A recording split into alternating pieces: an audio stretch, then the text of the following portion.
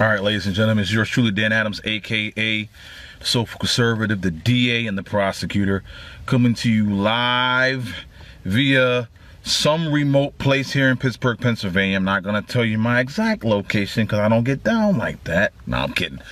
But I'm coming to you. I know you're probably thinking, man, what's up with the angle coming through the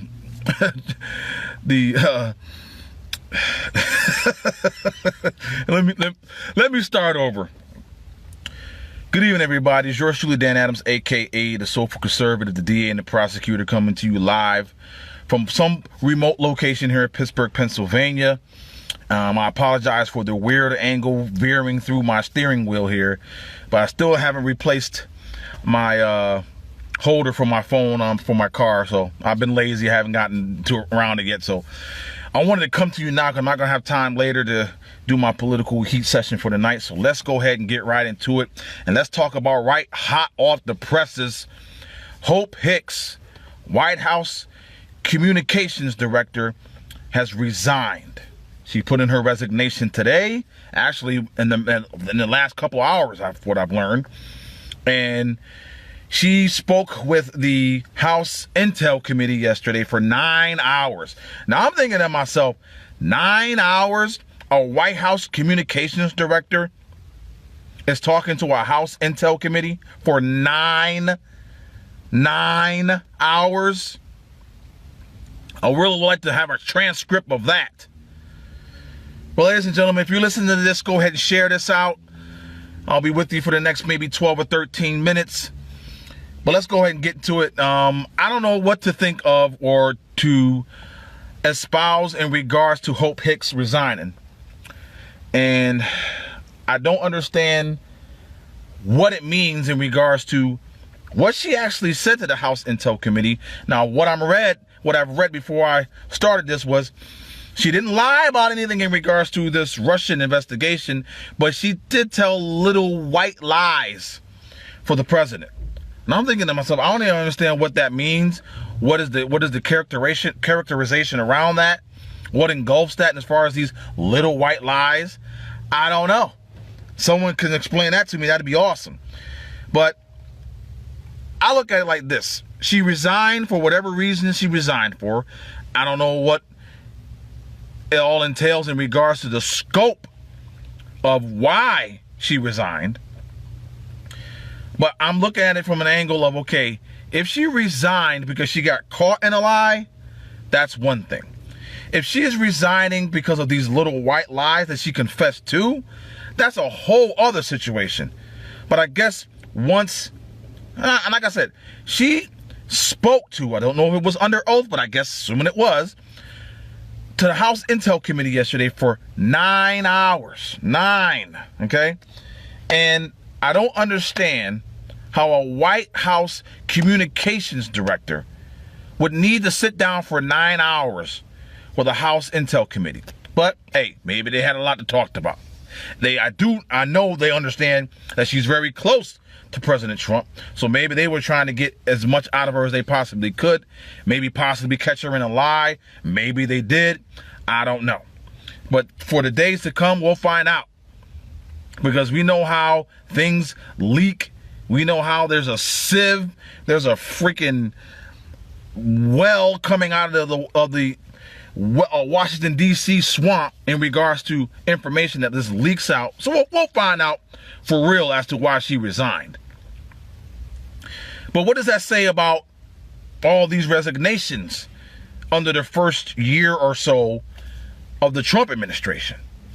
You could take it as individuals couldn't take the heat, couldn't stand the pressure, couldn't allow themselves to, I guess, properly engage their position, properly surmise that depending on their position, especially if it's a high level position, they didn't allow themselves the reasoning of one individual like me, like come out of the woodwork not knowing what's gonna, and you gotta look at it like this.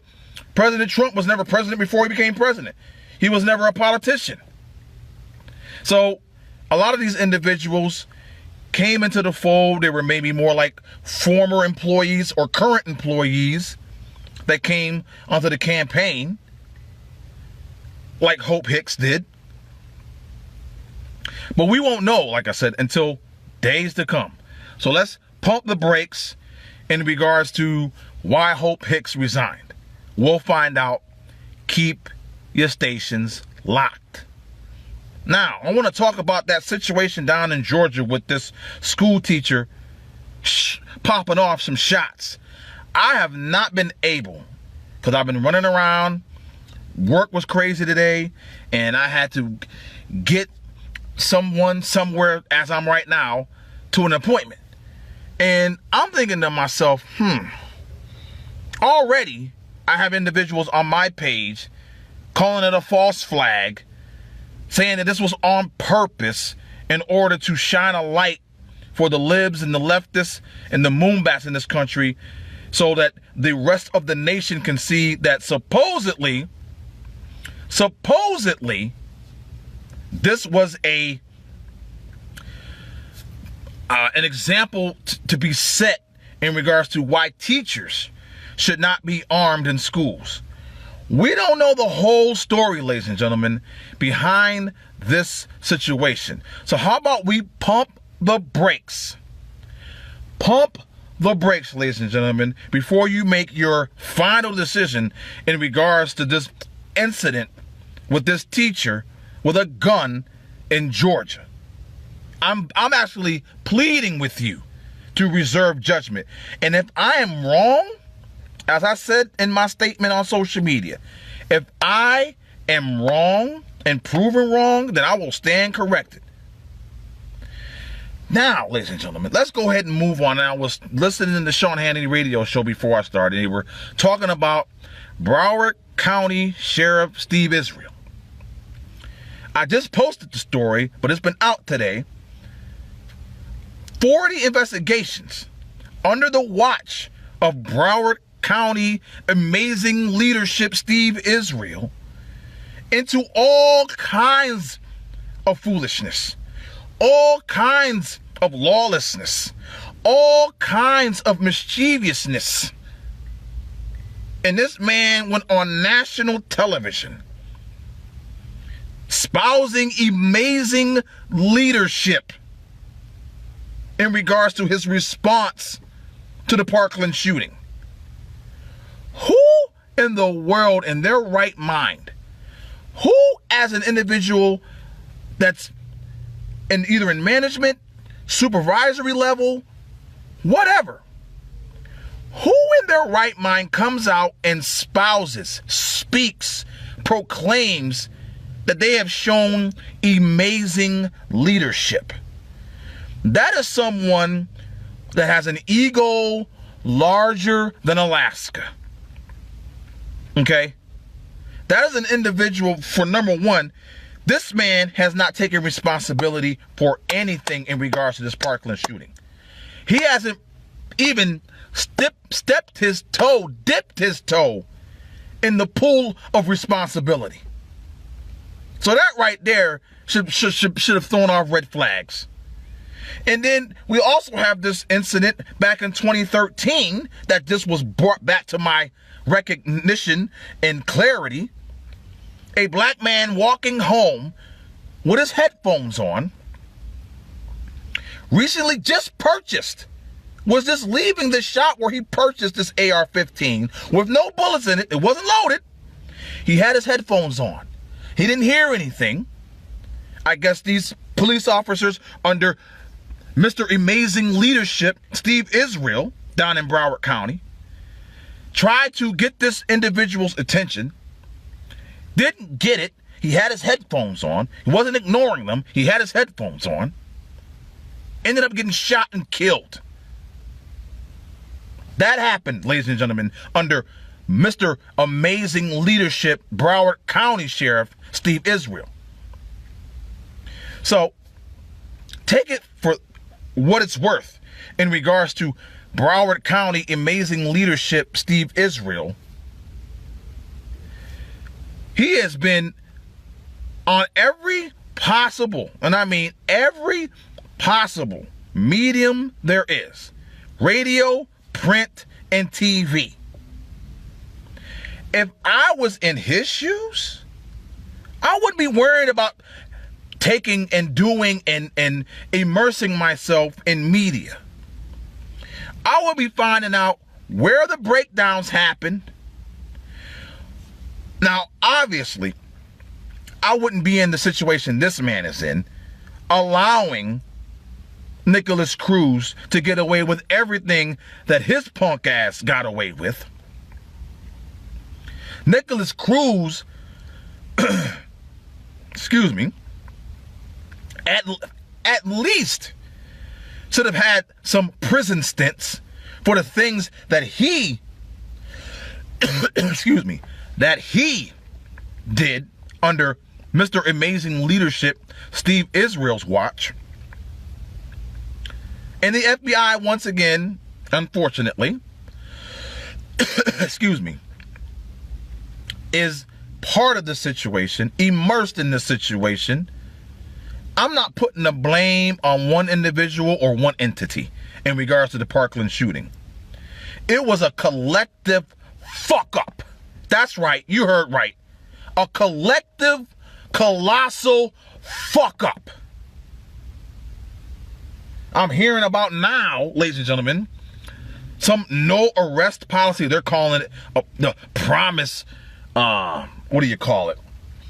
Promise program in regards to that area down there in Florida, where individuals like Mr. Amazing Leadership would allow, and as we've seen, allowed criminal offenses to happen and did nothing about them. So this supposedly no arrest policy was put in place, from what I am learning, to damper down the stats in regards to crime, which happens across the country. I'm not singling them out, but in this case, if you have crime stats that are low, you get more money and more dough from the state. I'm not saying, ladies and gentlemen, that this was the end-all be-all cause of Nicholas Cruz ended up shooting and killing 17 individuals. But it was a collective, colossal, collaborative fuck-up all the way up from federal government down to the local level with Mr. Amazing Leadership himself, Sheriff Steve Israel. I'm not even going to speak on this Scott Peterson, this one individual who's getting a lot of the blame, and there's blame to be placed at his feet. But like I just said, and I will continue to say on this broadcast, it was a complete and utter collaborative, colossal fuck up in regards to Nicholas Cruz and what went down in Parkland. Now, let's move on to my final topic here. It has to do with President Trump and Attorney General Jeff Sessions. And I am going to try and keep my composure here. But Jeff Sessions needs to go. He needs to go. Now, President Trump is President Trump. Donald J. Trump is Donald J. Trump.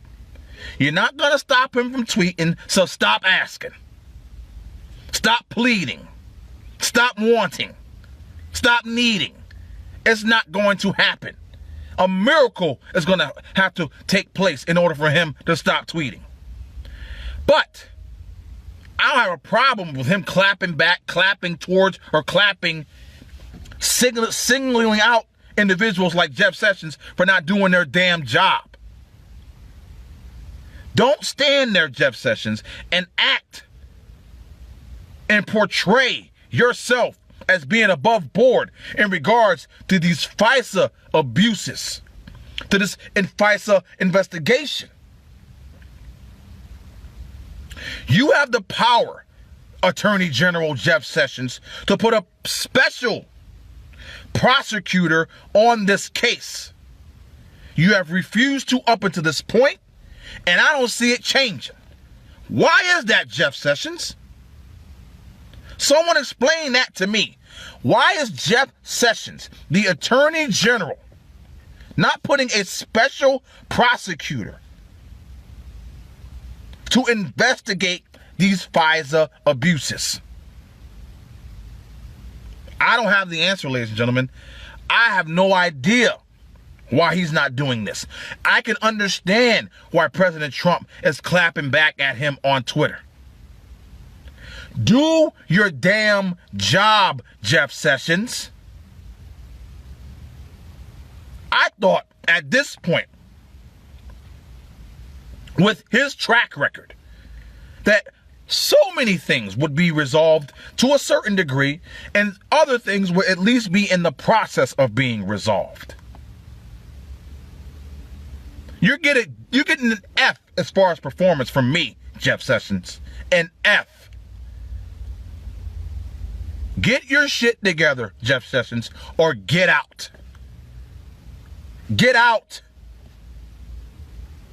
You're doing a disservice to the job of Attorney General. Obama had nothing but political activists as Attorney Generals under his 8 years. We need someone to uphold the friggin' law. And when there's abuses, when there's malpractice, and when there is downright breaking of the law, doesn't matter where or where it ends up or who did it, they need to be brought to justice. Ladies and gentlemen, thank you for listening. Share this out once you get a chance to listen to it, and continue to share it out as many times as you possibly can. This was yours truly, Dan Adams, with the impromptu political heat for this evening. May God continue to bless you and yours. May he keep you and your family safe. Until next time, God bless. Peace.